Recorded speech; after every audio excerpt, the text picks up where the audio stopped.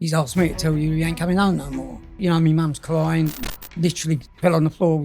Wasn't my mum? From what age? South London, 1940s. A boy loses his father, gains a survival instinct. From stealing bacon at 5 to cleaning shotguns at 15, Johnny Dixon's life was written in the cracks. Short off shotgun. And I always said they named that shotgun after Johnny Dixon's gun, so I could look down the barrel. Oh, wow. I am the only guy who's broke out of prison, and they've gone back to the prison, and they've let me out of prison. So they don't give you a longer sentence or nothing like that? Between poverty and power. One man became a legend they still whisper about today. Would you say you was feared or respected in your prime? Respected.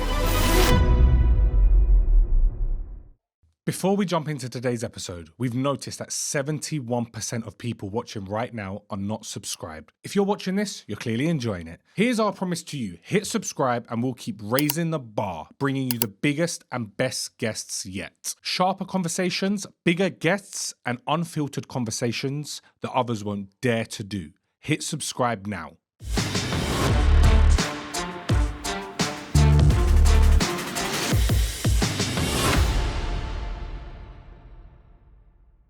Let's dive straight into your upbringing, your past. Who are you and where are you from? Well, as you know, my name's Johnny Dixon.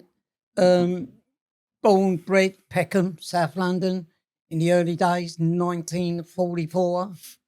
And at the end of the war, and my games, my entertainment was playing with fucking bombs and bombed houses, playing Germans and soldiers and all that.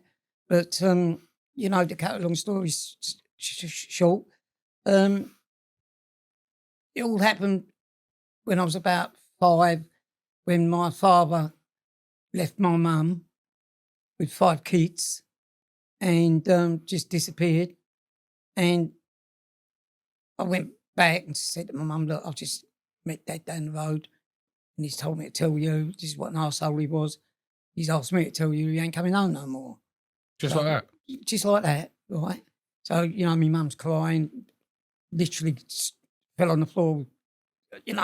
I'm cuddling her, What's the matter, Mum? I'll look after you, like I was a man already. Mm-hmm. And, she's sobbing and everything. And my other little brothers are looking on, sad, So, anyway, we could be here forever. But as life went on, I had to look after the family.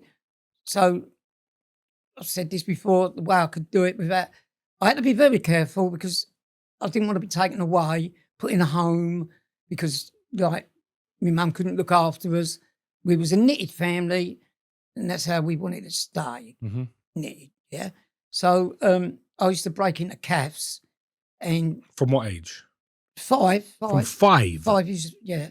I'd break into a calf, bit of rope, down the rope, nick a bit of bacon, a few eggs out of the fridge, yeah, back up me rope, home, so we could eat. But I do this on a regular basis, so we could eat. And then as time went on, I used to get little jobs in factories where I could nick a bit of gear out there, give it to my mum to sell. I remember one factory I got a job in, they used to make trays, nice trays, and I reckon I sold more trays than they sell, But anyway, I used to get loads of trays, give them to my mum. My mum was doing them at 3 quids. In the shop there were tenors, so they were all brass proper stuff. Mm-hmm. So, so that kept us all going and everything. And, the years started to go by and, I got a little bit older. Okay. Yeah, I got a bit older, a bit wiser, started ringing. But I did used to feel sorry for my mum. She'd say, come on, boys, let's go walk down my lane. And we'd walk down my lane and we'd have security guards following her. We'd go into Woolworths, which is here no more, and they'd follow my mum. My mum felt like a bit of a celebrity. And I didn't have his heart. I tell her that they're watching me, mum, not you. Yeah. You know what I mean? But anyway, she was a lovely, lovely, lovely lady. Irish, 100% Irish. She was that Irish that I couldn't understand her on the phone. I used to say, is that you, mum? Is that you? Like, we'd be at home and then all of a sudden she'd say, come on, boys, get your coat on, I want to take you to show this coat up the lane. My lane it was. And it was this blue coat. And we had to go up there every fucking night. In rain, thunder, snow, look at this poxy coat in the window, what my mum wanted. She really wanted this fucking coat. 5 guineas it was, you know? Okay. So I thought, oh, God, bang. Anyway, I went and nicked it. I went round there, like, me and my As brothers. you do. Are you still paying 40% tax and wondering why you're not getting ahead? Bro, the game is different now. If you're still stuck in the UK bleeding cash every year, ask yourself this. Why? Dubai offers 0% tax, insane lifestyle, and a booming business hub. And the best part, you can get full residency, legally and fast, without jumping through hoops. We've partnered with the team that handles everything. The visa, the business setup, and even the bank account. You don't need to lift a finger. All the information you need for Cranbrook Legal is in the link in the description. Yeah, my brothers, bang, bang. And I said, look, Mum, I was telling a man that you really loved this coat and he felt sorry for you and he's bought it for you. She said, no. I said, yeah, I didn't get his name and address, but anyway, because I didn't want to tell her I nicked it, did I? I said, he's bought it for your mum, and she cried and cried. Worst thing I ever did, so fucking every other day we're out walking up the high street with this fucking coat. We used to pass that fucking shop. You know, I'd get up that light lane and I go, I've got a bellyache, Mum, I've got to go home. You know, because I thought, fuck. And then as time went on, I got a little bit slippery. So we'd go into C&A's. Now, C&A's, they used to have tills all around the store. They still do similar. But I was only a little fella. I ain't fucking grown much since. But I used to get up into the clothes on the racks. Yeah. And my brothers would push me over to the till. And then my brothers would go further down the store and cause a ruck. So they'd all gone. And my little hand would come out of the dressing gown, ding, nick all this bit of dosh, put it in the pockets, right, bang, bang. And then they'd move it to the next till, ding, No way. fucking empty it, bang, back in my pockets. You know what I mean? And we do this on a regular basis. I never ever sussed it. Never ever sussed it. And we earned a lot of money doing that at 6, you know. So my mum became a very rich lady, really. You know, she didn't need a man or anything. So, you know, and then as time went on, you know, life got a bit better.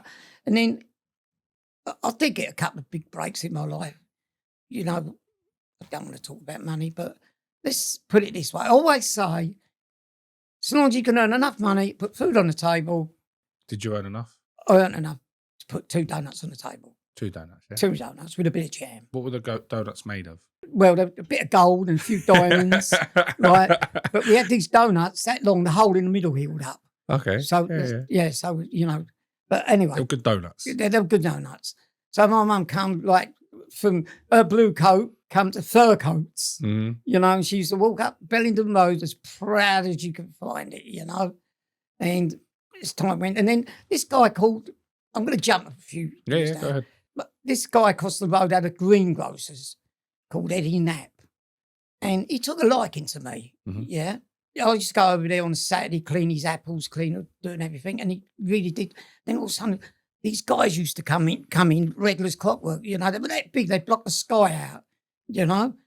And as time went on, he took me under his wing, you know, because he always wanted a son, and he adopted me as his boy, you know.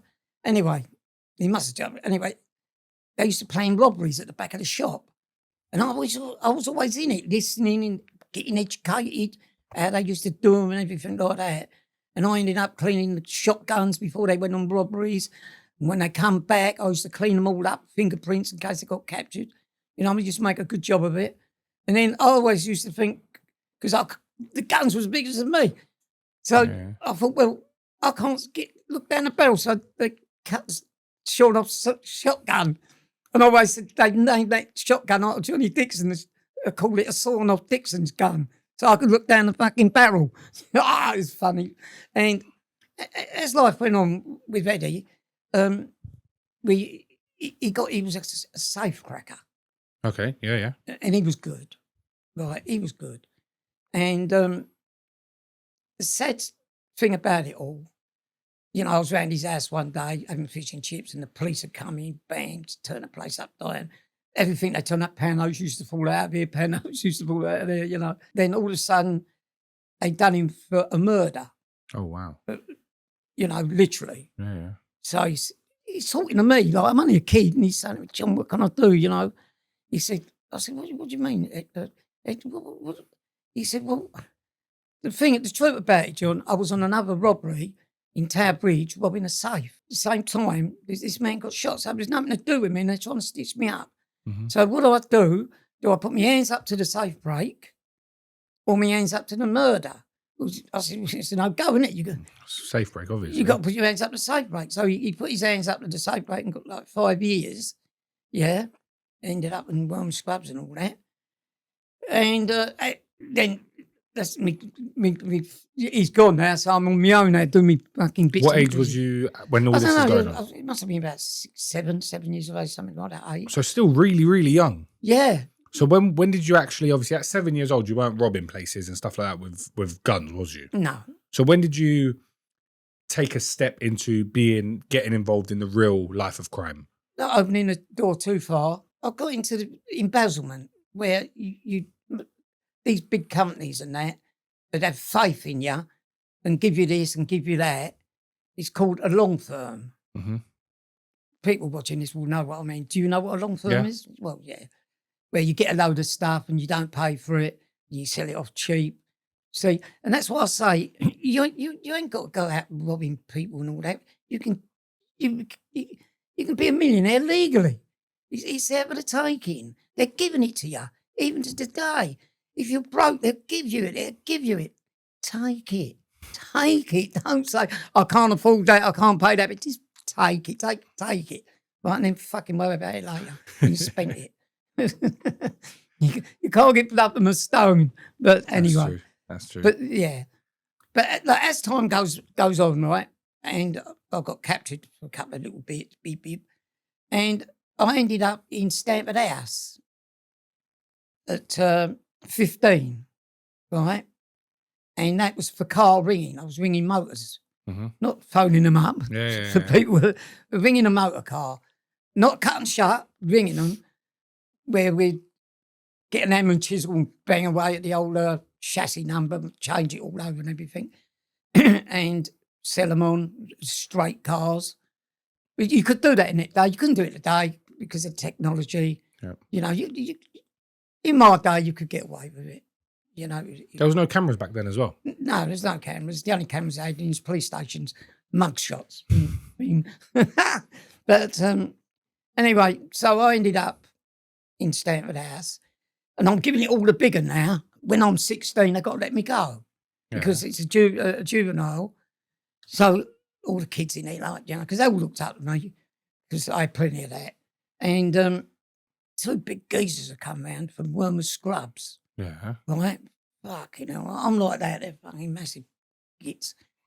I said, "You're coming with us, Dixon." I thought, wait, take me to the train station. You know, how thick was I? Straight round to Wormwood Scrubs. Right, 16. From 16? In Wormwood Scrubs. I spent my 16th birthday. In fact, I bet I'm the only little fella who's been in Wormwood Scrubs at 16. Put that in the book and smoke it. Fucking hell. And that's got to be there. Yeah, no lie. But anyway, now Eddie was doing his bit of porridge in there. Mm-hmm. Whatever, some other porridge, because he got that. Got captured again. And so you met Eddie back up in Wormwood Scrubs. Okay. Right? He was the daddy. A daddy is they all the prison. He was a big boss. When you talk about Eddie, how big was Eddie in the robbing sector? He was well respected. He was a top guy. Okay. Proper gangster. People from back then will know who Eddie is. Eddie Knapp. Okay. Right, Eddie Knapp. But he was well respected. He had so much respect, it was unbelievable. Right? Throughout the syndicate. Mm-hmm. It was a little syndicate, you know. They called it the underworld. And it's Freemasons now, isn't it? Yep. Yeah. But anyway. So I'm walking down to the showers, like, you know, with all this prison, and he see me. And he's dropped what he was doing. He's run over to me, picked me up, fucking cuddling me, crying. He's fucking crying. "Johnny, what you done to me? What have you done to me? I didn't want you to end up like this. I had so much going for you, you know, I wanted you to be a top man, like me with my children today. Same thing. I didn't want my kids to end up like me, and he didn't want me. You know, it all makes sense, doesn't it? So, next thing I know, he's put it round the prison. Anybody goes near Johnny are fucking dead. So this little me just turned 16. I'm running round with scrubs, murderers and gangsters like you've never known, getting my tea, getting my breakfast, opening my door. And I was getting respect from the fucking it was lovely. Yeah, you're living good. Exactly. Bang, anyway. How long was you inside for from 16? Well, I ended up, because I was in B wing, allocations for ball stalls. Mm-hmm. So I ended up in ball stall. So from there down to ball stall at 3. Don't know. Anyway, I ended up at ball stall. Same thing happened there. I met Johnny Bindon. Yep. Big name today, you know. We were good pals, was like that, right? I ended up in, he was in Stamford House and I was in Malone House, whatever. As soon as I come there, South London, bang, bang. He's come over to my house, put his cards on the table. Johnny's the governor. I'm the daddy of the house, 100 kids. So, you know, so I was the daddy in the other one, and I got in that one. So Johnny Bindon made me the daddy of that house. Yeah. Right? My bed was made for me. I didn't have to queue up for my breakfast. It was all on the table. I walked in the snooker room, everybody'd leave it. What, like that? Seriously? Yeah, yeah. But you have to be careful because they used to put razor blades in the soap and all things like that. It's a bit nice. I see some nasty things happening there, you know. But having said that, I've gone straight to balls. I'm forgetting about my proof school. Now, my proof school, that's for ringing motors as well. And I've got 3 years at, that was in the London Sessions, but I got sent to proof school from a juvenile court, Lambeth Juvenile Court. Now, I was a Catholic because my mum, she was Irish, so she's a Catholic. Yep. So my mum was brought up in a convent in Ireland and got slapped about. As everybody knows what there was like in them days, Catholic schools in Ireland. And she started crying again, you know, still had a few tears left, bless her. She said to the judge, I don't want my boy going to a Catholic proof school, literally. Yeah. So they changed me to Church of England at Lambeth Juvenile Court. I couldn't believe it. That they literally changed my religion in the juvenile court, so I could go to a Christian proof school, which was called Red House Farm School. Yeah, so I went to Red House Farm School. Now nobody's ever got out in 9 months. I was that squeaky clean. I thought, I'm coming out of here. I've done everything lovely. They couldn't believe it. They'd never ever again met a guy that's got out, because you get 9 months to 3 years. Okay. I was out at 9. Never, not known. Put your head down and just done your thing. I've done my bit. I wanted out of there, you know, bang, bang. So I got out of there in 9 months. So I was back on the streets again, and I doing my bit, recall. Right, back to the school again, mate. But it's a different me now, right? I've gone back and I've had to do me whack. I broke out there about 20, 50, I'd say about 50 times. One time I broke out there, I took the whole school with me. Hard. I was terrorised. But they couldn't do nothing because I could go out to the villages, terrorise the village, nick all the motor cars, smash them, drive them up against trees, and they couldn't do that. All I just did was just smacking you in and stand in the courtyard. Yeah. And all the kids down there, they always look up to me. And again, I ended up as a daddy in my proof school. When the new kids used to come in, my little firm would walk them out to me. I'll smack them straight in the mouth. No way. Yeah, I was making men of them. Yeah. You know, I didn't want, because it was all kids, and they were crying, and my mummy, all that bollocks. I'd knock it out of them. They're in here now. You know, your mum's. Time to become a man, kind of thing. Yeah, I'm gonna make you into something proper. And I did. You know, when they left them proof schools, they were proper little fucking criminals. But anyway, so we sorted all that out. Anyway, I come out of there. And that's when I ended up in went into the ball store and that. And then me and my brother, now this is a good one. Now this one here, I don't care what anyone says. All your little watchers, not your little, well, your millions of watchers, they're going to question this. But I am the only guy who's broke out of a prison and they've gone back to the prison and they've let me out of prison. Work that one out. They let you out the prison? They let me out of prison. Now, I'm going to tell you about this one. I've got done me embezzlement, right, for a few $100,000. And we was on an appeal. Okay. Christopher Mitchell, top QC. Mm-hmm. He liked me that much, he took me under his wing. But anyway, I said to my brother, I said, look, Den, make sure you go to our solicitor and say you want to leave the country. You're going to Australia, but you have a clean record. Because you've got this above you can't leave because you've got this convictions. Was your brother in the same thing as you? Yeah, we were Okay. cross-charged. Okay. Yeah. Cross-charged, right? So Christopher Mitchell, he's gone, well, I don't know if we can do this because you've been an escapee, cross-charged, you might not have it. So I said, I know, that's why I'm saying to you, my brother wants to immigrate to Australia and don't let me hold him back. So the judges decided, okay, we'll do it, yeah? So they've gone to the court, got it squashed. Now, I'm on the trot now. Mm-hmm. They got it squashed, and the judges said, we can't squash Mr. John's case because he's an escapee prisoner.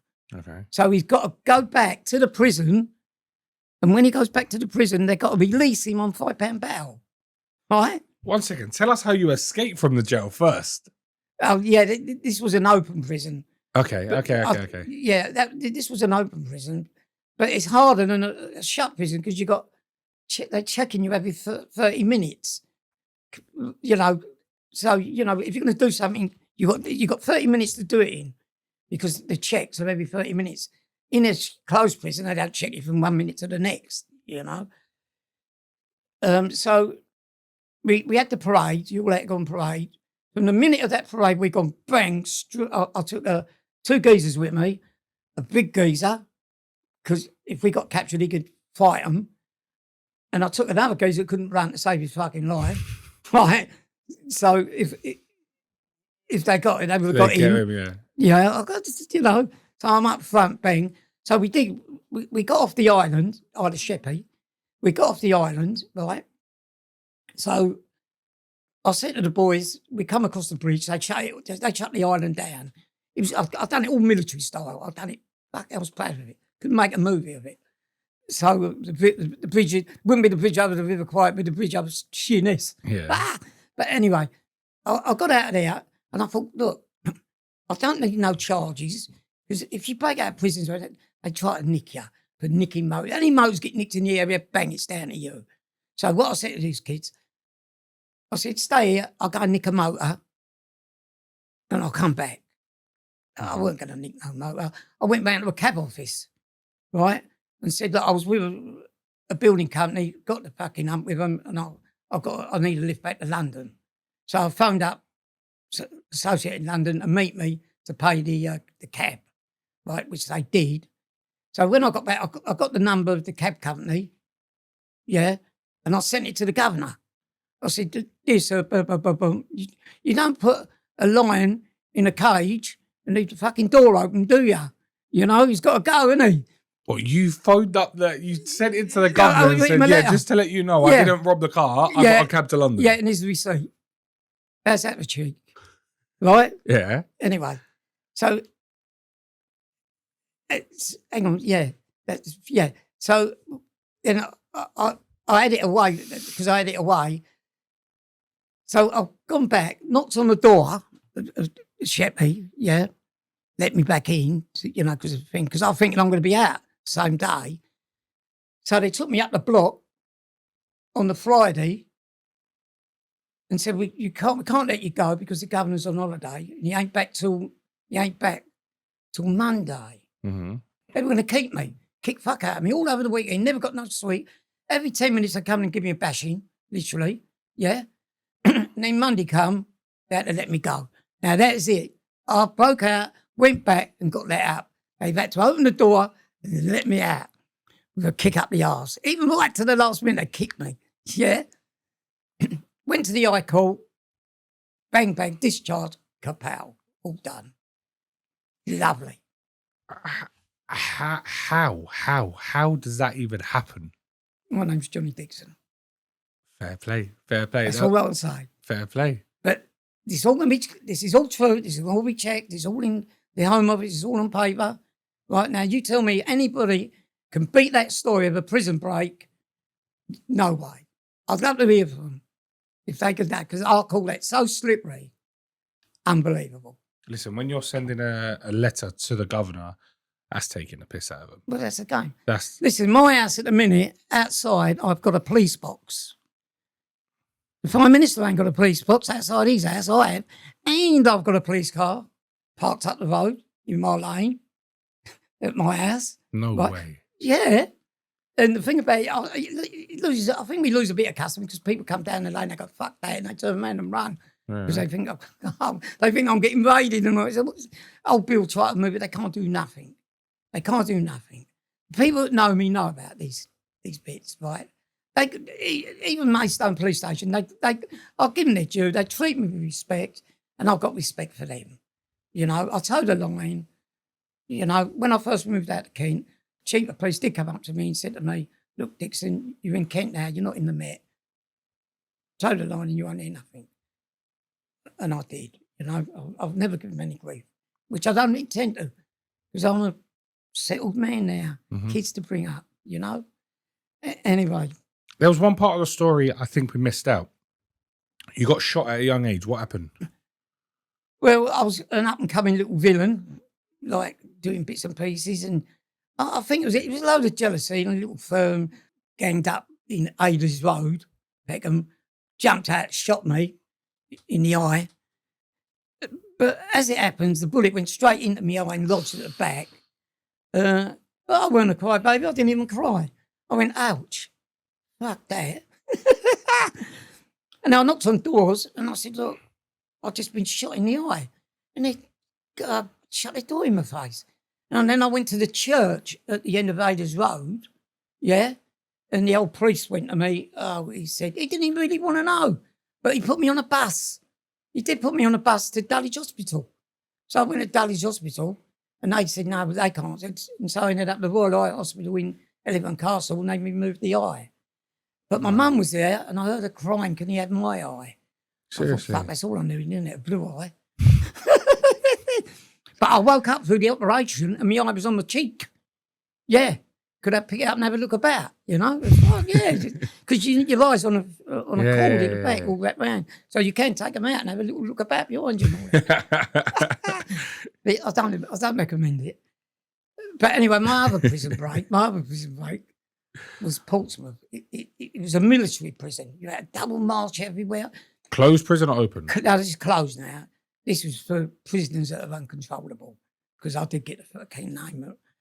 And when I ended up in Brixton, I was all dressed up in patches, yellow patches, luminous. It was on me. I had a red light in my fucking cell. Red light. I wasn't even a prostitute. You know what I mean? But anyway, joking aside. So I ended up getting a bit of trouble in Brixton prison and they didn't want me there. So they shipped me out one evening, early hours of the morning, down to Portsmouth. Yeah. So I was down there and I couldn't cope with the prisoners down there. No disrespect to them, mate, but they was getting on my fucking nerves. But as I said before, I was in that prison and we used to have a train go past. At 3 o'clock in the morning, an old freight train, and he put the brakes on. And all them carriages had hit one another. Can you imagine it? Bang, bang, bang, bang, bang. The old prison used to shake. Yeah. And I used to dream about killing that cunt, that train driver. My life, I used to dream about him. I'm going to get that bastard. I'm going to kill him. I really did. Anyway, I'm playing this breakout. I was on the cleaners. Now, think what I'm telling you now. I'm on the cleaners. We had to take the rubbish down to the gardens. In the gardens, you got plants, and tomato plants, etc. Tomato plants have got sticks, string. So I thought, all right. Put one and one together. Comes up with two. take all the sticks out, string, and I made a ladder. Took about a month, but it was a good ladder. Should have been a carpenter. But I had to make it big because I had to take the gardener again, big guy, and I had to take the other geezer with me, the cleaner, big geezer. So the ladder had to be really strong. So we're down there. So we're down there. Got the ladder all made up, over the wall, straight down and up the tree. I said, we're not going to do the Moody because that's what they think you're going to do. So we didn't. We went down, up the tree, stayed there for 24 hours. So then everything, and then we made our move. Same thing, I've done the same thing again. Said to the two guys, stay there, I'll go and get a motor. I've gone and got a taxi again, right? Got to live back to London, writ a letter again to the Portsmouth governor telling him, here's my receipt for my taxi home, and that was it. But I did end up going back, knocking on the door, never got captured, knocked on the door, I said, look, I'm fed up with being out here, looking over my shoulders all the time. I've come back to finish me a little bit of porridge off, which I did, and then I was out, you know. And they let you, so they don't give you a longer sentence or nothing like that? 3 months. 3 months? I got 3 months extra for breaking out. That's it? Yeah. So, But you don't break out every 10 minutes, do you? Yeah, that's true. You know, that's true. it's Fair just enough. one thing. It was hard. It wasn't an easy job to break out of there, you know. And if I got captured, I wouldn't be here today. I would have been dead because the prison shut down. All privileges was stopped. Visits were stopped because of me going over that wall because the old prison shut down. So if we got captured, we'd gone back in that prison. Can you imagine what they would have done to us? Yeah, it would have been a long day. Oh, they were slaughtered us, mate. Anyway, we didn't get captured. The other two geezers got captured a couple of 3 weeks later, nicking things. Again, as I said, I was out 5 years, 6 years again before I knocked on the door. Oh, that's how long you was out for? Yeah. And So it weren't like a couple of weeks? Started up a big business and everything. Yeah, started up a business, and that's the reason I really want to give him, because, you know, I had a lot of people working for me, and I earned a few quid, you know, enough to put donuts on the table, just leave it at that. And back to it, and then as life went on, I wanted to open a club, so I opened up Johnny's nightclub in Bearing Road, and I had all the gangsters used to go. They had Tipsy, Jimmy Tips used to come down there. He's a regular of mine, and the Reggie Ronnie Quay used to come in there. I didn't know, I weren't friends, but you know, we were associates. What happened? Well, geezers murdered another geezer. In the club? In the club, yeah. And the old Bill swung it on the speakers. Dixon assaulted out. I've got to sort this murder out with the geezers. So I sorted it, and we've all come out with our hands in the air, you know. So I don't know, fuck knows how I've done that. But Jimmy Tippett and all that, I was in there one night, and there was a geezer in there, and he was kind of crying. I said, what's the matter? I thought it was the food. I said, oh, what's the matter, mate? He said, no. He said, me and my wife have come out for a little bit of food, get away from the estate, Kidbrooke Estate. Mm-hmm. So I said, oh, no, mate, what's the matter? He said, we've got these druggies people on there, and they're terrorising Kidbrooke Estate. So I said, well, what's the address, mate? What's the address? So he gave me the address. I went up in the club, and I said, I'm going on a mission. Who wants to come with me? So I think Jimmy Tippett and Ray Hill, a big name, they came with me. But I said, do not intervene. Let me just watch my back. Yeah. I didn't want to get stabbed in the back or anything. Just watch my back. It's all I want you to do. I'll do the thing. So I've kicked the old front door down, straight in, all these little druggies everywhere, smoking, bang, bang. I said, who's the governor? He is. I said, come here, you little cunt. So I grabbed him, dragged him in the kitchen, put his head in the oven. Yeah. I said, if I come back, I'm going to turn it on. Yeah. Anyway, I've left them shitting themselves. Anyway, I found out a week later they left. The whole estate, they've all shit themselves. They have gone. So did people know who you were at this point? Yeah. When you walk in, people say, oh, shit, he's there kind of thing. Yeah. Right. But I don't brag about that. But anyway, he used to, he went round, and I got a letter, all signed by the residents, thanking me for clearing that situation.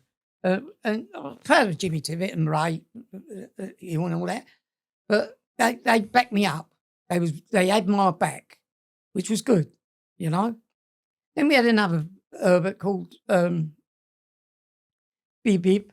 So he was knocking up some little salt in the club, and he come up to me and say, "John, don't mention that I'm going with this geezer's salt, you know." I said, "No, look, what you do, it's nothing to do with me." And it was another good friend of mine, Bib Bib. And next thing I know, number one, the husband of the wife, he's gone round to number two and shot his fucking head off. In my life, he's gone round there on a Sunday morning, banged him, took his fucking head off his shoulders with the shotgun, come round to my house. "John, I've just shot him. What can I do?" "Oh, you know what, I'm a social worker." So I said, come in. So I sorted it. I got him off with crime and passion, literally. Because I said, he's gone with a shotgun, half cocked, didn't know there was cartridges in it, got a bit of a row at the door, and the gun's gone off. And he got off with it? He got off crime and passion. Right, I can't say his name, but anyway. But having said that, the geezer he shot, old Bill wanted him out of the way. He was a nasty, nasty man. Done the world a favour, you know? Done the world a favour. So I sorted out, and I did used to sort a lot of things out for people, you know, because when I was in the booth, I tried to learn to become a solicitor. I always wanted to be a solicitor or QC. I'd love to be it. And having said that, I'd love to, if there's a prison out there that's really out of control, I'd like to put me in charge of that prison for 4 weeks, and I'll bring that prison back to where it should be. Because them prisoners do not realise that prison's theirs. It's their place. It's their home. They're the governors. The prison wardens only look after it for them. They got to realise that. And it'll run smooth. All that. They just want educating. But anyway, as time goes on, the years go on, and meeting a girl, you know, I was on charge for stabbing a geezer. You was? Yeah, he owed me a bit of dosh. I mean, I don't go looking for trouble. It follows me, you know, and this geezer... Do you ever turn away from trouble? It's hard to, but I do try, but I educate. Look, whoever's listening out there, listen to this. If you ever row with someone, the man standing is the loser. Because old Bill turn up, who do they nick? The man standing. Even though you've won, you ain't. You're standing, you'll nick. If you put a man down, lay down with him. If you lay down with him, who do they nick? Yeah. Common sense. So, you know, I've educated my boys and that, blah, blah, blah, blah, lay down with them. You can still kick him while you're down there. But they don't, no one gets nicked. So, you know, a little tip I'm giving you. Yeah. But as I said, back to square one, the guy owed me a few quid. So he was putting it around that I'm a wussy. Yeah, I thought, I didn't need that, you know, so I got them down there, bang, straight. And then I met this girl called Sue. Best thing that ever happened to me. And I got 3 lovely kids off her. And we're together today. Okay. Right. Yeah, we're together today, living great. She's the loveliest thing in the world, you know. There ain't a woman out there could stand next to her, you know, in my eyes. Yeah. And he made us shake hands in the court. The guy you sliced? Yeah, made us shake hands. He shook my hand, you know. But I haven't met him since. One of my boys said to me once, "Dad, is that bloke you stabbed?" I said, "Oh, don't go near him." He forced me to go round, and he see me and he screamed, started running down the road. I said to my boy, I said, "Dad, I'll fucking get nicked again now." And this was so long ago, you know. But anyway, that was sorted. Then another geezer in Peckham, he was the daddy of Peckham. I lent him a few quid, and he thought he was going to rump me because he was the daddy. So I thought, no, mate, this ain't going to happen. So we used to go to a little club where we could go and get our guns in them days. Were guns a thing? Shotguns and all that. Were they normal back then for you? Pardon? Were they normal for you back then? Did you have one with you all the Yeah, time? yeah. Because I always I used to carry a sort of shotgun, but they could only take it off you. Really? Yeah, they'd only take it. There was no law against carrying So it. you had your gun 24/7 with you? Yeah, and a bolster hammer. I used to carry a little bolster hammer in here. And a shotgun? And a shotgun down here. All right? Only with one cartridge. Okay. I used to carry one cartridge. This was used to fucking carry it. I didn't want to scare. If I was going to use it, I'd fucking use it. But I'd never kill them. I'd just cripple them. And but everyone knew this. Yes, a lot of people didn't upset me. But anyway, this geezer found out I was going to ambush him in the arches and blow his fucking legs off. Before you could say, John Dixon had that money back in my bank, literally. But the geezers who grasped me up didn't want me to get nicked because they thought I might get nicked over it, you know? So that was another story. John, let me ask you this. Would you say you was feared or respected in your prime? Respected. I was respected with fear as well. The people that feared me were the people that needed to fear from me because they were nasty people. Anybody out there straight as a die, they got no worries with me. I'll even help them. They come out and say, I can't put food on the table. I'll give them my last penny. They could have it. That's the way I was. So, go on. And with being a gangster, do you think there has to be an element of fear as well? Yeah, but I'll earn it. I earn it. I didn't have to do things. I earned it. Even today, 2025, and my boys have backed me up, people still say, I ain't fucking messing with him because it follows you. Because they tell their kids, you know? So that's it. But the only thing about it all, I could go on forever. There's going to be a part 2. So if you like this little bit, there's loads to come. Yeah, no, definitely. Listen, there's some of the stuff you've told me off camera anyway. Guys, listen, let's set a target right now. Yeah. If you want part 2, we need to hit 2,500 likes. If we hit 2,500 likes, we'll do a part 2 where we dive properly into the nitty and gritty of his life. Exactly. But tell me, listen, let's carry on a little bit. But can we say one thing? Tell me. I must have a bit of commission. No problem. Can I raise that? Can I raise that? Get it on camera. It don't look like you're short a few quid, I'll be honest with you. No, I'm not short a few quid. I'll help anybody. If they genuine people and they need a few quid, I will help them and they know it. People watching this, I will help them. And you know, I could tell a little story what happened the other day. Tell us. Do you reckon I should quiz or what? I was going to visit someone in the hospital, my son's wife. I won't go into detail because it's sad. But I went into a supermarket, Lidl's, in South End Lane, wherever it is in Beckenham, Sydenham, to get some fruit. And there was this young girl in front of me, a little child. I'm not saying she was poor. I'm not saying she couldn't pay for it. But it was the embarrassing bit at the time. She was a couple of peas short and she was looking in her purse for pennies and she had to go to her car. And I did. I said, look, I'll pay for this. She wouldn't accept it, you know, but I said, no, I want to pay for it. Please, I can see the situation. You probably don't need it, but you ain't come out with enough. And I don't want you going out of your car to give, you know, give stuff back. Mm-hmm. So I paid for it out of the way. She couldn't believe it that someone would do such a thing. Even the cashier couldn't believe it. But anyway, I'll pay for that. That was my last deed for the day up to today. Always do a good deed. Yeah, I'll always help people. I'll always help. And I have helped some nice people. And they've never let me down. Before, obviously, we do bring it to an end before part 2 and stuff like that. Let's talk about some of the highlights of your life. Yeah. What would you say was one of the, when we talk about being a gangster, what would you say is one of the highlights of when you was a gangster? Meeting my wife, Sue. That was the highlight of my whole life. Because she brought me into a different world. And I said to her the other day, if I never met you, Sue, I could be, 3 things could have happened to me. I could have been the most richest man in the world. I could either be fucking dead or life in prison. Them 3 things would have happened to me if I'd never met Sue. So she is the highlight of my life. Go on, what else you want to know? I mean, that says it all, really. Yeah, no, fair enough. Was there any points where your life was in danger? Yeah, I got bullets sent to me and said the other one's in a cartridge. I had people put up outside one of my shops, coming to break my legs, my brother's legs. And the lucky thing, I was in Borstal with one of the guys, so it ended up cuddling one another, you know, talking about old times. And they got back in their big pink Cadillac with their guns and choppers. Fucking hell, that was a sweat job. Oh, look, you're crying. Do you want an hanky? No, I'm good. But So you have had your life close. I'm cut to pieces. Look, that's all cut down there. I've got down there, chopper in there. I took the chopper out and put it back in the geezer's head.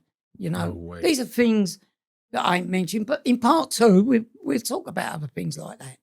You know, Well, I've been on the edge of life, literally. If I'd gone that way, I was dead. So lucky I went that way. And if we could give the viewers one last story before we wrap up, something that keeps them hooked for part 2, what would you say was one of the craziest situations you've ever been in? Crazy situation I've been in was, oh God, there's so many though, so many. I can't think. What's the first one that comes to mind when you think of, life was a bit crazy? Getting in a taxi with a shotgun, going down to shoot the geezer, that messed about with my wife, my brother, Roger, stopped me doing it. He said, you can't do it. You're going to end up doing fucking 10 years. Because I had nightclubs, petrol stations, garages. He said, you'd lose a lot. I think that was a bit of a highlight because he was going, I was going to kill him. I was going to blow him away, literally.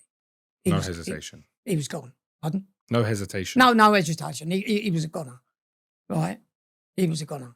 But my other brother, Richie, he was the top man. Richie, another brother of mine, Richie, he was the top man. I had some guns stashed up in Cornwall Road, doing a big job up there, not a robbery job, but a job. And I had this gun thing that, and I said to Richie, don't touch my gun, Rich. Whatever you do, don't touch my gun. No, he touched it. Put it outside the window.